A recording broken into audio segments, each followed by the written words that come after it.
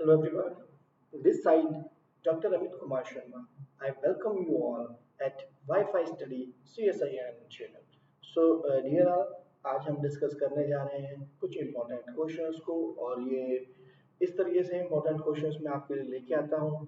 तो सबसे पहले हम जानते हैं मेरी अदर क्लासेस के बारे में फॉर्मली, ठीक है। आप हैं platform wifi study CSIN channel पर और मेरा रेफरल कोड है Amit. So the first class is a 45-day crash course. कब होती है सर ये होती है मंडे टू फ्राइडे। और क्या टाइमिंग होता है इसका टाइमिंग होता है 11:30 AM। और क्या करते हैं इसके अंदर काफ़ी सारे इम्पोर्टेंट क्वेश्चंस लेके आते हैं हम, और जो कहीं ना कहीं हमें हेल्प करते हैं हमारे जस्ट ये एनालिसिस करने में कि भाई हम ऐसा तो नहीं कोई टॉपिक हमारा वीक हो गया और हम आसान सा क्वेश्चन भी है तो उसे भी नहीं डील कर पा रहे हैं ऐसी चीज़ों। ऑल्सो हम हार्ड क्वेश्चंस को भी यहाँ पर डील करते हैं। प्लेटफॉर्म ये वाईफाई स्टडी CSI नेट लिखा हुआ है सर, इसका क्या मतलब है? इसका मतलब है YouTube पे अगर आप जाते हैं और wifi study CSI net channel वहां पर लिखते हैं तो आपको वहां पर एक जाकर के एक चैनल मिलेगा जिसकी प्लेलिस्ट में मेरी सारी वीडियोस मिल जाएंगी। सो दैट मीन्स अराउंड 26 वीडियोस हो चुकी हैं हमारी इसमें। सो दैट मीन्स वो 26 वीडियोस 45 डे क्रैश कोर्स के अगर एक साथ आप देखना चाहते हैं तो आप वहां पर जा सकते हैं जी। तो चलिए मूव करते हैं अदर क्लासेस पे कि क्या सारी classes wifi study CSI app पे ही है या अदर क्लासेस भी हैं अलग प्लेटफॉर्म पे। तो आंसर आता है जी yes, we have another classes like that. Special class कहाँ पर? अन अकेडमी पर। क्या टाइमिंग है? 9:30 AM। पर बेटा इसका टाइमिंग चेंज होता रहता है, इसीलिए आप फॉलो वाले बटन पर क्लिक करके रखें। और ये क्लासेस फ्री होती हैं, आप सभी लोग इसको एक्सेस कर सकते हो। मीन्स सर फ्री से मतलब क्या है?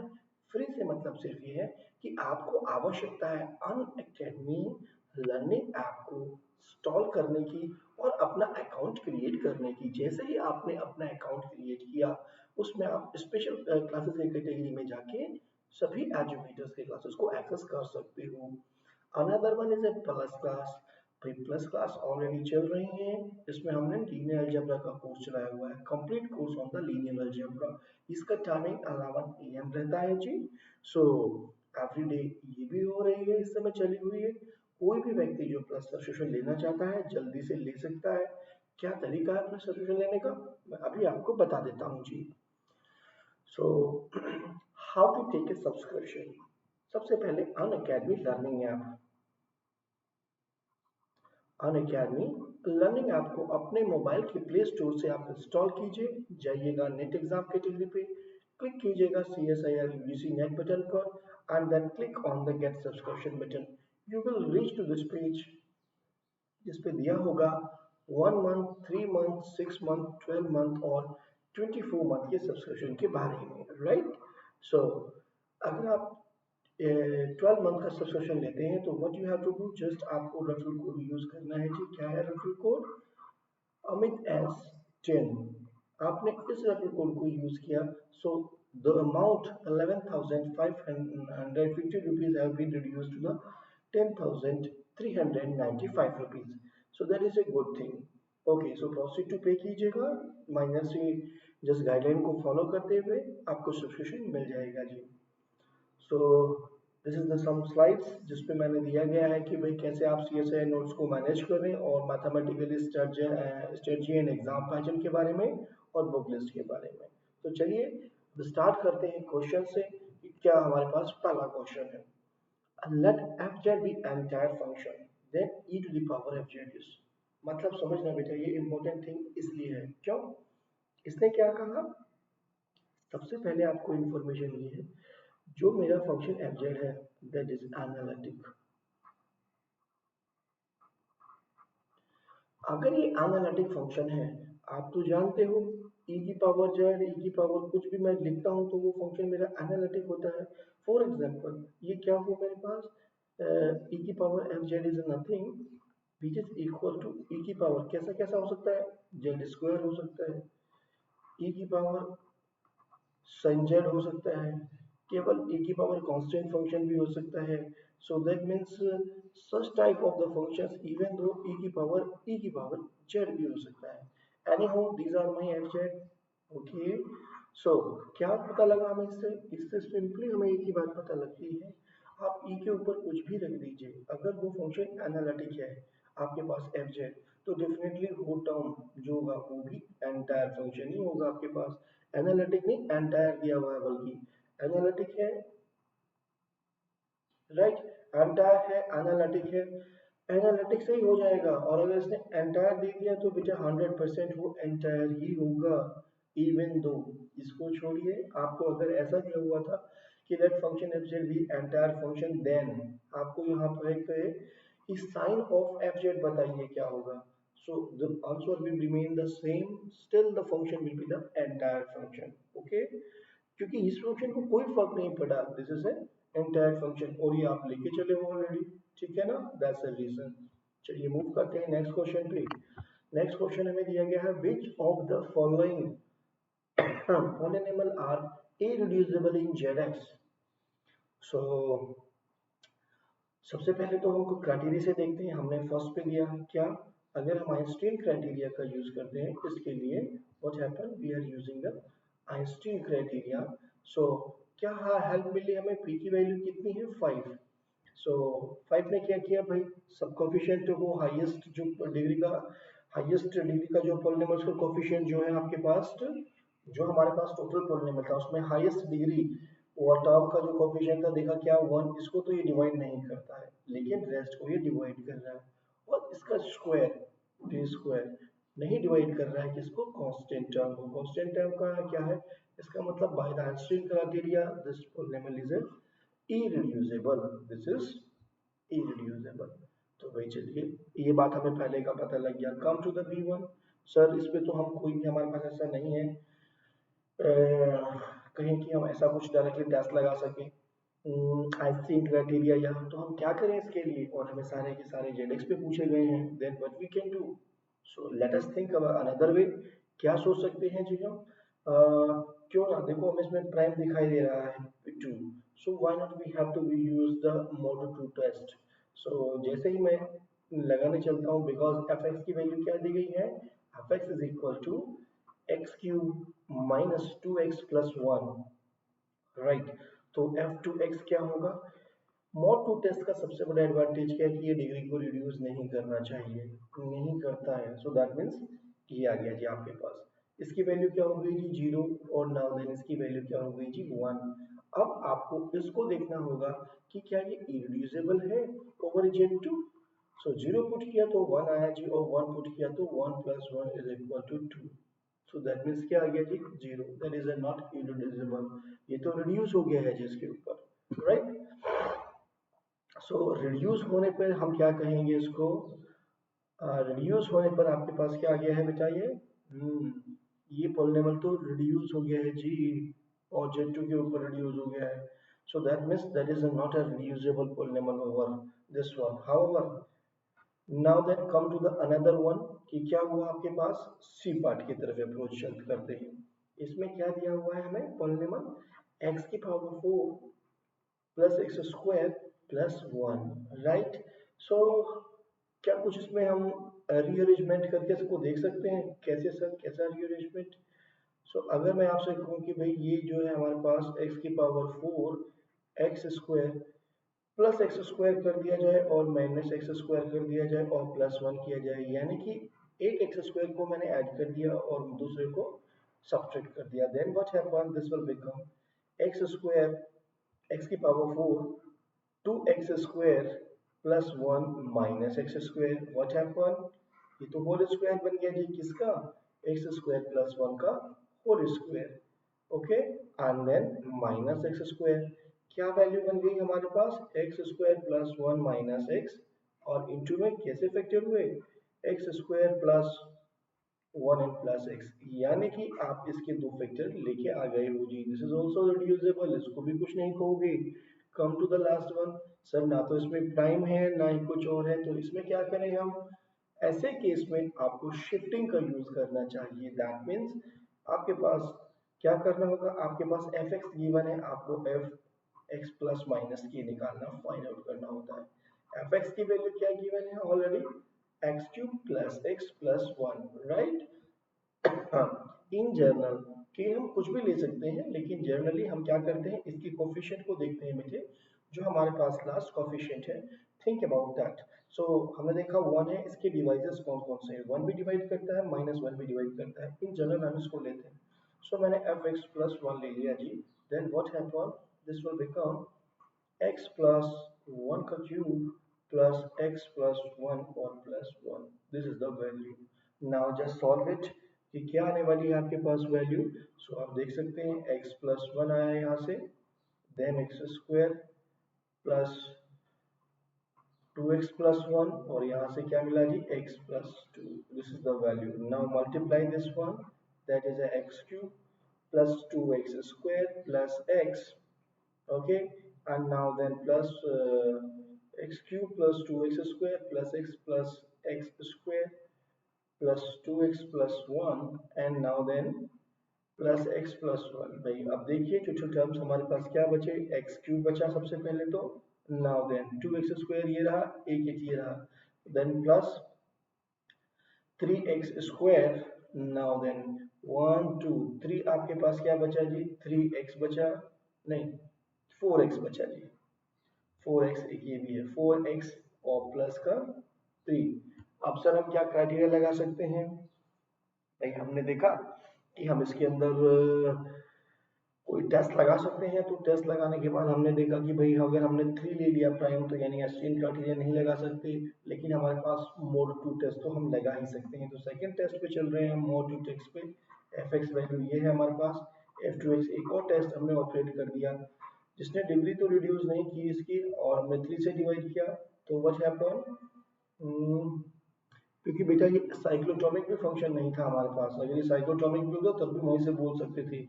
That means what is this? This is a x square. Now then what is that? That is a 0 and now then 1. Okay. So now you are getting this function. Again this is not the cyclotomic, but आप Z2 के ऊपर इसको देख सकते हो कि इसकी values reduce हो रही हैं, नहीं 0 रखा तो 1 मिला और 1 रखा तो भी 1 मिला। Okay. So that means irreducible है, तो that means this is also the reducible over qx, so that means also reducible over zx. So that is it answer of this question। तो चलिए मूव करते हैं नेक्स्ट क्वेश्चन पे। Next question आपको क्या information देता है जी, come to this one, determine which of the following polynomial are irreducible over the indicated ring। देखो बहुत जल्दी कर दूंगा, बहुत ही आसान क्वेश्चन है। ओवर आर कहा है पहली बात, और किसको पूछ रहा है, इरिड्यूसिबल को पूछ रहा है। भाई कितना है इसका, ऑड, और डिग्री है, definitely have at least one real root, तो ये नहीं हो सकता है जी। Now then come to this one, use देना आइंस्टीन क्राइटेरिया। थ्री इसको भी डिवाइड करता है, इसको भी करता है, इसको भी करता है, और थ्री का स्क्वायर इसको नहीं करता है, राइट। सो थ्री इसको करता है, इसको करता है, इसको करता है, इसको नहीं करता है, इसके कोफिशिएंट को यहाँ इसको से मतलब है ये, और इसके स्क्वायर इसको नहीं करता है, तो उसका मतलब क्या हो गया कि आप हम बात करते हैं simply, that is by the Einstein criteria irreducible हो गया जी। ओवर क्यू एक्स हो गया, जेड एक्स भी हो गया। अब नेक्स्ट देखिए आप अपने इसकी बात करते हैं, इसमें हमें क्या करना होगा, क्योंकि देखिए इसमें हमें सिर्फ एक ही प्राइम दिखाई दे रहा है। Come to this one, that means X square plus two X square plus X plus one, लगा लीजिए मॉड टू टेक्स, तो दैट मीन्स एफ एक्स था आपके पास, ये एफ मॉड टू पे बन जाएगा। What will be this one, x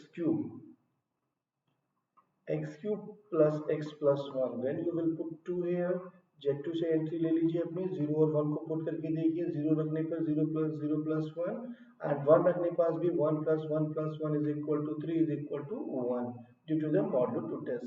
so what happen in both the case, that is also the क्या कैसा आ गया हमारे पास, that is irreducible, right. So that means ये हमारे पास इरिड्यूसिबल हो गया है जी। Come to the last one, ये कैसा है हमारे पास, x की power 4 plus x square plus one, लेकिन क्या दी हुई है, Z2 से दी गई है। सो पुट कीजिए 0 0 0 0 हो गया जी, और 1 रखने पे 1 plus 1 plus 1 what is this equal to 1 आ गया है हमारे पास। तो that means again that is irreducible. However ये पॉलिनॉमियल अगर qx होता तो ये रिड्यूस हो जाता है जी, so be careful about that. So हो गया जी हमारे पास। So let us come to the next question. Next question आपको क्या इंफॉर्मेशन देता है जी? यस, एक हमें पॉलिनॉमियल दिया हुआ है और कोफिशिएंट्स दिए हुए हैं उसके, और एक और हमें q भी दिया हुआ है, राइट। p भी है हमारे पास, q भी है हमारे पास, और एक कंडीशन दी गई है p ऑफ z। क्या दिया हुआ है जी? मॉड ऑफ द पॉलिनॉमियल हमें दिया हुआ है लेस और इक्वल टू 1। तो सबसे पहले बेटा अपने पीजेड को देखो कि पीजेड आपको क्या गिवन है, राइट। पीजेड तो हमें ये गिवन था कि P Z is equal to zn plus an minus one, z to the power n minus 1 and so on और a naught तक, right? If पहली condition, if this is less or equal to 1, pz आपने क्या लिखा? pz is equal to, मैं यहाँ पर लिख रहा हूँ z to the power n plus a n minus 1 z to the power n minus 1 dot dot dot plus a naught, right. इसका मॉडुलस लीजिए आप, मॉडुलस लिया तो हमें क्या मिला जी? होल का मॉडुलस मिल गया। मैं सिंपली कहूंगा मैं इसका होल का मॉडुलस कर दिया आपने, मॉडुलस कर दी। So this will be less और इक्वल टू जेड का एन का modulus, a N minus one modulus और जेड की power n minus one modulus and so on. और सिंपली आपके पास क्या था? ए नॉट का मॉडुलस। ये सारी वैल्यूज आ गई जी। कहाँ गया है? दिस इज ए लेस और इक्वल टू वन। कहाँ तक? किस रीजन में? Mod of z is equal to less और equal to one. So take it that is equal to one as the maximum value हमारी बाउंड्री पे मिलती है। So what happen with this one? भाई पी जेड की value क्या आ गई आपके पास? पी जेड का मॉडुलस लेस और इक्वल टू, यहाँ से मिला जी, मुझे मिला one and plus rest term मुझे क्या मिले? A N minus one plus A N minus two dot dot dot dot plus हम कहेंगे आपके पास आ गया जी ए नॉट। क्योंकि ऑलरेडी आपने कहा था ये कंडीशन है मेरे पास फुलफिल इस रीजन के अंदर। ओके, सो ये तो हमारे पास मीनिंगलेस टर्म्स है, दैट मीन्स मीनिंगलेस है यहाँ, मतलब ये टर्म्स तो मेरे जीरो होने चाहिए। That means A not is equal to A one is equal to what happen? ये सब के सब टर्म क्या हो गए? ए एन माइनस वन तक और a zero, right. These are the zero. अगर ये मेरे पास जीरो है जी, अच्छी बात है। सो हम इसको जीरो को पुट कर लेंगे यहाँ पर। तो आपके पास पी जेड की वैल्यू क्या आ जाएगी? P Z will be simple Z to the power N, अगर मैंने यहाँ वैल्यूज पुट कर ली। ओके, सिमिलरली क्यू जेड में पुट की अगर मैंने सबकी वैल्यूज जीरो, तो that means what happen? Q Z is equal to a one, यानी कि एक कांस्टेंट वैल्यू मिल गया। बस अपने आंसर्स लगा दीजिए। qz का मॉडुलस लेस और equal to 4, yes qz less और इक्वल टू 1 होगा जी। qz is a constant polynomial, बिल्कुल करेक्ट है जी। pz is equal to z की पावर n, यस बिल्कुल है जी। pz कांस्टेंट होगा जी, गलत बात है जी। Hope it is clear to all of you. तो चलिए मूव करते हैं नेक्स्ट क्वेश्चन पे। नेक्स्ट क्वेश्चन आपको क्या इंफॉर्मेशन दे रहा है? Let f be an entire function and let real part of this is equal to root z, then देखने में लग रहा है हमें कि हम यहाँ पर अपना लेवलिस थ्योरम यूज कर रहे हैं। नहीं बेटा, लेवलिस थ्योरम कहती है एंटायर प्लस बॉन्डेड। ये आपको बॉन्डेड होने के लिए नहीं बोल रहा है बेटा, क्योंकि मॉडुलस फंक्शन को बॉन्डेड करने के लिए बोलती है। इसमें रियल पार्ट का है constant, so that means you are using a Picard's theorem. ठीक है, आप पिकार्ड्स थ्योरम को यूज करते हो। क्या कहती है? Every non zero constant polynomial can omit at most one value, so that is a Picard's theorem। तो आपने Picard's लिटिल थ्योरम का यूज किया, उसके अकॉर्डिंगली फंक्शन आपके पास हाँ, रिजल्ट दोनों से सेम ही आता है हमारे पास। ठीक है, इसीलिए हमें कोई ज्यादा फर्क नहीं पड़ता कि, क्योंकि हमें तो आंसर से मतलब है। हमने क्या किया? फंक्शन एंटर था, रियल पार्ट था, तो फंक्शन हो गया कांस्टेंट, तो ऑब्वियसली फंक्शन की वैल्यू होगी, इमेजिनरी वैल्यू के बारे में हम कुछ भी नहीं बोलेंगे। ओके, तो चलिए मूव करते हैं नेक्स्ट क्वेश्चन पे। नेक्स्ट क्वेश्चन हमें क्या इंफॉर्मेशन देता है? The number of zeros of this equation, क्या बताइएगा बेटा? रोचेस थ्योरम को याद कीजिए जब भी जीरोस की बात की गई है। ओके, जीरोस मतलब क्या कहता है आपको? रोचेस थ्योरम का रिजल्ट वो कहता है आपके पास यदि लेट, मैंने कहा कि let F Z and G Z be two analytic function, be two analytic functions। मेरे पास एफ जेड और जी जेड दो एनालिटिक फंक्शंस हैं। अब उसके बाद, ठीक है, सच दैट, भी लिख लीजिए इसी में, सच दैट, ये भी कंडीशन है बेटा, कि modulus value of G Z is strictly less than modulus values of F Z. क्या मैं फोकस किया इस स्ट्रिक्टनेस पर किया कि स्ट्रिक्टली का क्या मतलब होता है, आफ्टर दैट तब क्या होगा आपके पास, then f Z and f Z plus ji z both have both have same number of same number of zeros. So that's a thing, and this is the most important. इसने क्या कह दिया जी, the number of zeros of this equation in this disk क्या दी हुई है जी आपको, mod of z strictly less than 3/2, 3/2। तो इसका मतलब क्या हुआ, सिंपली आपको 3/2 पे चेक करना है। जब भी बेटा आपको देखो यूनिट डिस्क दी हो तो देखो ये आपका जो है ना, this is your F Z plus ji Z, F Z plus ji Z, ये आपके ऊपर है, योर चॉइस है कि आप किसको एफ जेड मान रहे हो, किसको जी जेड मान रहे हो। लेकिन कैसे माने, ये हमारी कंडीशन फुलफिल होनी चाहिए जी, इस कंडीशन को फुलफिल, क्योंकि पूरा फंक्शन भी एनालिटिक है, इसके पार्ट भी जो आप लोगे तो वो भी एनालिटिक होंगे। सो ये आपको देखना है। तो हमने क्या किया जी, हमेशा कोशिश करना जिसका कोफिशिएंट ज्यादा हो, जिसके साथ कोफिशिएंट ज्यादा लगा हो, उसको मानने की कोशिश करना अपना एफ जेड। हमने कहा F Z is equal to 15 Z है, और जी जेड हमारे पास जो है, G Z is equal to आपके पास जेड की पावर 5 प्लस 1 आ गया है।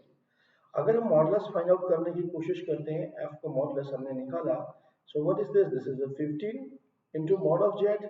सो मॉड ऑफ जेड की वैल्यू कितनी, 3/2, that is a 15 into 3/2 which is equal to 15 45/2 around 22.5, right. Similarly जीजेड निकालने की कोशिश कीजिए बच्चा लोग, जीजेड हम निकालते हैं तो 3 की पावर 5 बाई 2 की पावर 5 प्लस 1, राइट।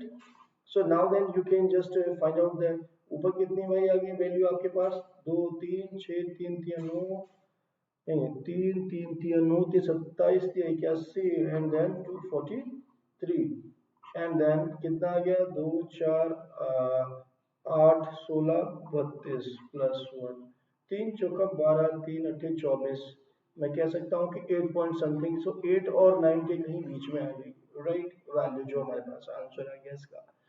सो आप यहाँ पर देखिए ये कितनी है, 22.5, राइट। सो ये तो इससे लेस हो गया ना, यानी कि ये कंडीशन फुलफिल हो गई, यानी कि सेम नंबर ऑफ जीरोस होंगी। एफ जेड के पास जीरोस कितनी है, 1, तो the correct answer is the B, this is the answer. Okay, चलिए मूव करते हैं नेक्स्ट क्वेश्चन पे। नेक्स्ट क्वेश्चन आपको क्या इंफॉर्मेशन देता है, let F such that C to C be entire function such that f of 0 is equal to 0 and f of I is equal to root 2। Okay, क्या दिया आपको भाई, zero value पे तो वैल्यू जीरो दे दी और F I Y is equal to root two हो गया।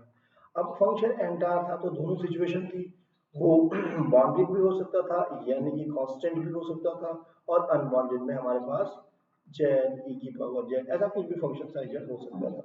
अब आप नोटिस कीजिए डिफरेंट डिफरेंट वैल्यूज पे image is very different different I है। ओके, तो इसका मतलब कांस्टेंट तो वो नहीं हो सकता है। इसने लिखा क्या, एफ इज ए कांस्टेंट, वो बिल्कुल फंक्शन कांस्टेंट नहीं हो सकता। एफ फंक्शन नीड अगर कांस्टेंट नहीं है तो that is not the bounded. F need not be bounded कहना इसका मतलब किसी केस में हो सकता है बाउंडेड, नहीं बेटा हो ही नहीं सकता। तो इसका मतलब आंसर क्या है, नन ऑफ दीज। तो ज्यादा सोचना ही नहीं था हमें इसके बारे में, ठीक है, दैट वाज इट। ठीक, चलिए मूव करते हैं नेक्स्ट क्वेश्चन पे। नेक्स्ट क्वेश्चन आपको क्या इंफॉर्मेशन देता है, let f says that C to C be a complex valued function given by fz is equal to u xy plus ib xy. Suppose that vxy is equal to 3xy squared, then abc there are four options which you will opt। तो सबसे पहले देखिए इसने क्या कहा बेटा, हर बार कह रहा है कि कैन नॉट बी होलोमॉर्फिक और होलोमॉर्फिक ये वो। चॉइस ऑफ यू की बात की है तो आपको पास जो दिया हुआ है इसने v ऑलरेडी गिवन है, ठीक है, v इज इक्वल टू दिया हुआ है जी हमें 3xy स्क्वायर। अगर फंक्शन मेरा होलोमॉर्फिक यानी कि फंक्शन मेरा एनालिटिक है तो that must satisfy to the Laplace equation. तो पहले v को देख लेते हैं। सो सेपरेटली दोनों दोनों पार्ट को लाप्लास इक्वेशन को सेटिस्फाई करते हैं, उसके u भी सेटिस्फाई करेगा v भी पार्ट से सेटिस्फाई करेगा। तो just check out that what is क्या होगा Laplace equation V X X plus V Y Y is equal to zero. अभी मैं बताता हूँ इसका मतलब होता है two time partial differentiation with respect to X, two time partial differentiation with respect to Y. Okay, so what is the value of V X, X के respect में इसका पार्शियल डिफरेंशिएशन किया, वी आर गेटिंग 3y²। अब उसका दोबारा से x के respect में किया, we are getting a zero.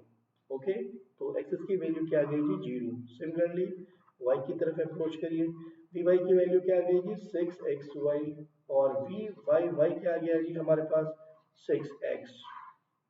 Okay, just at vxx plus vyy is equal to what, 0 plus 6x।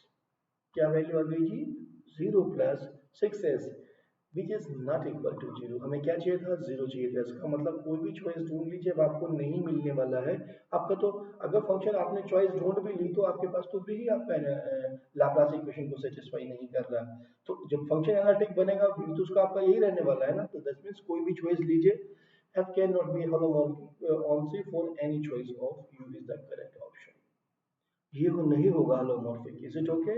तो चलिए मूव करते हैं नेक्स्ट क्वेश्चन पे। नेक्स्ट क्वेश्चन आपको क्या इंफॉर्मेशन देता है, कंसीडर द टू स्टेटमेंट। क्या क्या स्टेटमेंट है, the first consequence of maximum modulus is a squares lemma. बेटा बिल्कुल ध्यान रख लो इस रिजल्ट को, yes that is a true result. This is the true result, the first consequence of maxima modulus is a squares lemma, ये बिल्कुल true बात है। Okay, okay, now then the range of entire function is a dense in a C। so कैसे सोचोगे आप, सोचिए इसके अंदर entire function हमें दिया गया है, क्या टर्म दिया हुआ है, entire function। तो चलिए entire function क्या इंफॉर्मेशन देता है, entire function बाउंडेड हो सकता है, अनबाउंडेड भी हो सकता है। फंक्शन अगर बाउंडेड है तो कैसा होता है जी, वो फंक्शन होता है g constant. So that means मैंने कहा F Z is equal to 1 है। ये तो डेंस नहीं है ना, डेंस का मतलब घना घना, तो सिंगल आ गया, एक ही पॉइंट है, आइसोलेटेड पॉइंट पड़ा हुआ है single, so that is not the dense. तो ये क्या हो गया जी, फॉल्स स्टेटमेंट हो गया, राइट। सो अगर ये बात कहता था the range of non constant entire function is dense in C, then we may think about that कि क्या कौन सा फंक्शन ऐसा जो डेंस है या नहीं है। यहाँ पर तो उसने ऑटोमेटिकली फॉल्स कर दिया, और वहां पे मिल जाएंगे शायद हमें जो डेंस नहीं होंगे। सो क्या हुआ जी, S1 is true but S2 is false, so B is the correct option। So let us come to the next question। next question आपको क्या इंफॉर्मेशन देता है, the cardinality of the equilibrium domain can be। भाई ED की cardinality पूछ ली है, equilibrium domain, right. सो आप सोचिए क्या स्ट्रक्चर दी थी सर ने आपको, आपको बताया था सबसे पहले फील्ड। भाई फील्ड देखिए, ये बड़ी स्ट्रक्चर प्रॉपर्टी वाइज बड़ा होता है, ठीक है। नाउ देन आपके पास ED, now then unique factorisation domain, now then PID, PID, और now then unique factorisation domain UFD, और इसके बाहर integral domain. What is this, this is the structure कि हम यहाँ से देख पाते हैं, क्या देख पाते हैं अगर कोई फील्ड है तो दैट मीन्स वो सबको एम्प्लाइज कर देगा, वो ईडी भी होगा, पीआईडी भी होगा, यूएफडी भी होगा, और आपके पास इंटीग्रल डोमेन भी होगा। लेकिन अगर कोई भी आपके पास इंटीग्रल डोमेन है तो जरूरी नहीं कि वो यूएफडी भी हो, और हो सकता है कि आपके पास नॉट ईडी, तो ये सारी इंफॉर्मेशन ना मिले आपको। सो दैट मीन्स ये रिवर्स एप्लीकेशन नहीं होता है जी। तो अब आप जानते हो एक बात, भाई फील्ड की कार्डिनलिटी कैसी होती है आपके पास, प्राइम और प्राइम की power, right. So that means what happen, आपके पास क्या आ गया जी, 5 आंसर आ गया, प्राइम है, 7 भी आ गया, और इसने कैन भी कहा था। सो दैट मीन्स ये भी आपके पास आंसर हो गया है जी, ठीक है ना। फील्ड के लिए हम अगर हम जेडपी की बात कर रहे हैं, सो that means this is the only primes, लेकिन हमारे पास ऐसा भी हो सकता है फील्ड बेटा 2 की power 3, so that means H भी आ जाएगा आपके पास। ओके, कैन बी की वजह से हमारे पास हो गया है। सो ऐसे को ध्यान रखिएगा बेटा। सो that means this is a thing. चलिए मूव करते हैं नेक्स्ट क्वेश्चन पे, क्या दिया हुआ है, the characteristic of the ring Z7 Z into Z7 into Z6 is, क्या कैरेक्टरिस्टिक होगी जी उस रिंग की, तो हमें क्या क्या दिया गया है, क्या करना होगा, देखो हर एक कैरेक्टरिस्टिक क्या होती है, least n for which n a is equal to zero, that's the thing, okay ना। सो लीस्ट पॉसिबिलिटी आपको क्या करना होगा, जस्ट आपको जो दिए हुए हैं 7 4 6, इनका आप एलसीएम ले लीजिए जी, whatever the thing that is the answer, कितना आने वाला है जल्दी से बता दीजिए मुझे। सो आप ड्रॉप बॉक्स में लिख दीजिएगा बेटा, so you will get the 84। तो चलिए मूव करते हैं नेक्स्ट क्वेश्चन पे। नेक्स्ट क्वेश्चन क्या होता है जी और क्या है, the next question is the number of element in Z 11x by x square. तो क्या देखना होगा, इसको देखना होगा कि क्या ये रिड्यूस हो रहा है या इरिड्यूसिबल है। तो when I saw that then x square plus 1 the point रखते हैं, दिस इज ए इरिड्यूसिबल। ये इरिड्यूसिबल तो इसका मतलब किसके आइसोमॉर्फिक जाएगा, this will be isomorphic to some field. Okay, क्या होता है, हमारे पास होता है polynomial zpx by upon x की power n plus a n minus one x की power n minus one and so on, this is it. अगर आपके पास ये पॉलिनॉमियल इरिड्यूसिबल है, then this is isomorphic, this structure is isomorphic to a field। और कितने cardinality का field, ये आपके पास प्राइम को यहाँ रखिए और जितनी भी इसकी पावर आई है लिख दीजिएगा। So that means what happen, this is and this one. सो कितना हो गया आपके पास अकॉर्डिंगली इसका आंसर, सो 11 की power 2 which is equal to 121। So this is the correct answer दी। सो चलिए आगे देखते हैं भाई, आगे तो हमारे पास कोई क्वेश्चन नहीं है। सो आप थे wifi study CSIR net channel पर, लाइक कीजिए वीडियो को, शेयर कीजिए और सब्सक्राइब कीजिए चैनल को। So thanks for watching.